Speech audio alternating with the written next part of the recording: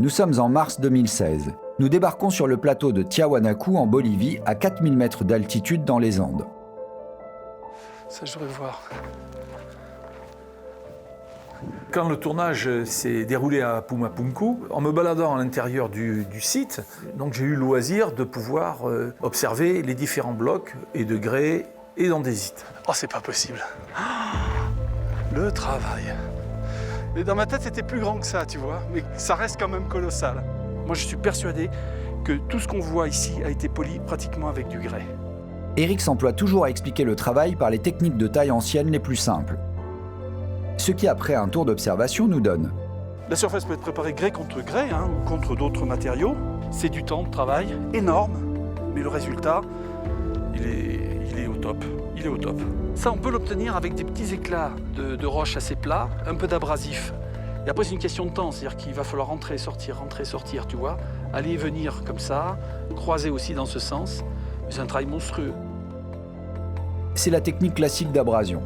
Mais cette fois, nous avons décidé de ne pas nous contenter de la seule observation visuelle, et pour cela, Éric nous a demandé de lui procurer un rugosimètre. Voilà, le bras recule tout doucement, avec ce bras qui est ici. C'est lui qui va nous dessiner le transect, c'est-à-dire suivant une ligne droite, tous les reliefs qui existent sur une roche. Exactement ce qu'il nous fallait pour quantifier la précision. Je vais essayer de trouver la surface la plus intéressante. Alors c'est formidable parce qu'on voit des pics assez importants par endroit. Oh la vache, 185 microns, mais c'est que dalle! C'est que dalle! C'est la différence entre le bas et le haut. Voilà. On est à 185 microns. Est-ce que tu imagines? C'est rien. Microns. C'est-à-dire qu'on a une qualité de surface de polissage qui est faite à la main, qui est absolument mais prodigieuse. Absolument prodigieuse. À la main, t'es sûr? Moi, je dirais que c'est fait à la main. C'est fait avec des instruments, mais ça a été, les instruments ont été manipulés à la main. Ça, pour moi, c'est sûr et certain.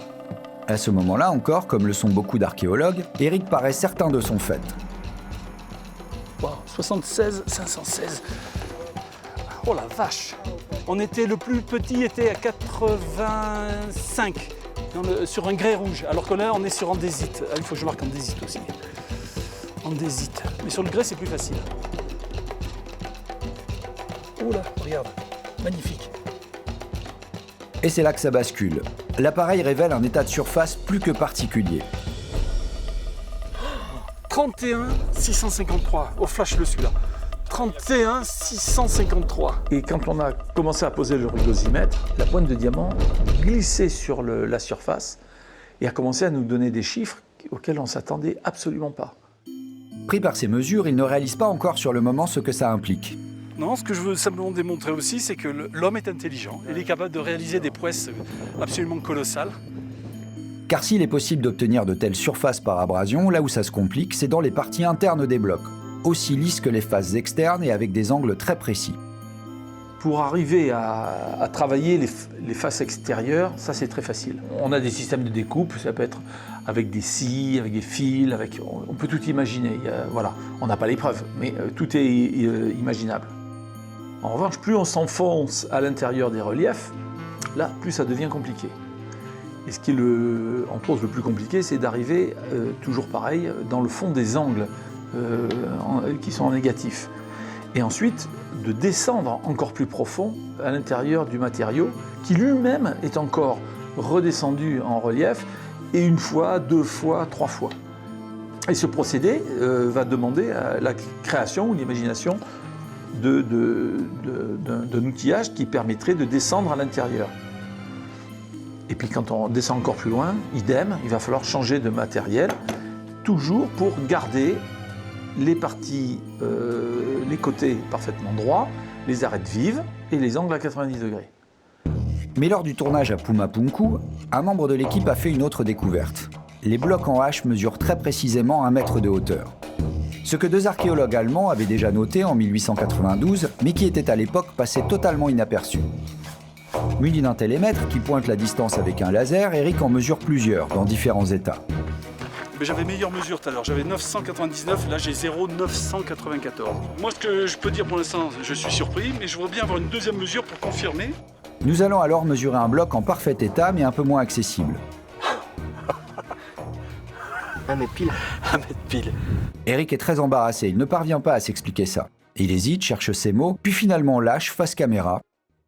Moi, je ne fais pas un calcul mathématique, j'observe simplement les moyennes de ces mesures. Elles sont extrêmement proches. C'est à croire qu'on a travaillé ici avec un outillage mécanique. Or, il semblerait qu'a priori, on pourrait dire que ça a été fait à la main, mais la précision est telle que ça nous pose de sérieux problèmes.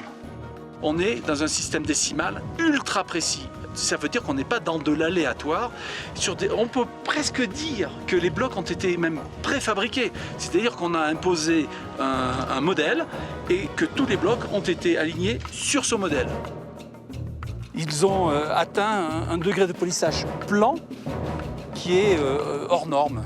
Aujourd'hui, on obtiendrait ça uniquement avec une mécanique assez puissante à base de laser et d'appareils mécaniques rotatifs de très très haute précision. Car le problème n'est pas seulement de réaliser des surfaces aussi planes, même dans les moindres recoins, mais qu'on retrouve des dimensions identiques d'un bloc à l'autre. Et ce sont des mesures extrêmement précises.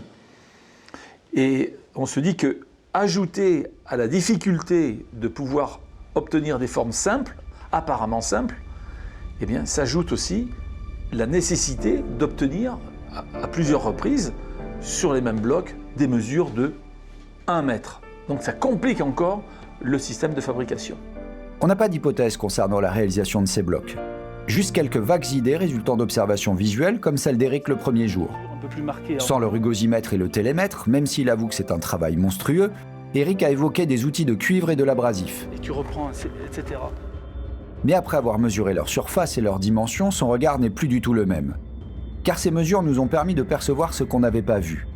Une production standardisée de blocs aux formes complexes, taillés dans de l'andésite, une roche aussi dure que l'acier trempé, et avec un état de surface plus lisse qu'un béton lisse moderne. Au vu de ces résultats, ces éléments ont été réalisés avec des outils nécessairement plus performants que le simple duo outils de cuivre et abrasif. Mais s'il a hésité à parler, c'est parce qu'il ne fait pas bon autant remettre en cause les hypothèses courantes. Pour être honnête, au départ, je me suis dit non, on ne peut pas parler de ça. Ça engendre trop de choses bizarres, trop particulières. Et on va m'attaquer en me disant bah oui, mais c'est un parti pris, tu as choisi les meilleurs côtés, tu as choisi le bloc, tu as choisi, etc. Il y a une manipulation derrière, et ce qui n'est pas du tout le cas. Ce système métrique, à supposer qu'il s'appelle le mètre à l'époque, peu importe, pourquoi ? Nous allons reparler du mètre, mais avant toute chose, pourquoi sommes-nous les premiers à nous intéresser d'aussi près à toutes les caractéristiques de ces blocs ? Probablement parce que la pression de l'histoire le rend inutile. On ne sait pas comment ces blocs ont été réalisés, mais on est certain que c'est avec des moyens rudimentaires. Toujours la même chose qui rend la situation presque grotesque. Comment a-t-on bien pu formuler des hypothèses sur la fabrication de ces blocs sans même en connaître toutes les caractéristiques ? Caractéristiques d'autant plus importantes qu'une fois connues, ce sont justement elles qui font changer le regard d'Eric, et pas l'inverse.